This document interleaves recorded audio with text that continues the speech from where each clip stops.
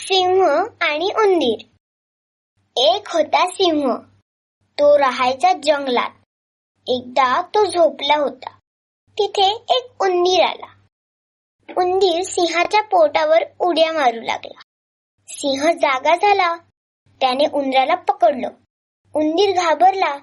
तो म्हणाला, मला सोडा, मला सोडा, मी तुम्हाला कधीतरी मदत करेन.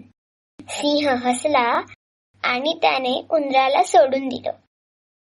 काही दिवसांनी जंगलात एक शिकारी आला. शिकाऱ्याने सिंहाला जाळ्यात पकडलं. सिंह जोरजोरात गर्जना करू लागला. सिंहाची गर्जना उंदराने ऐकली.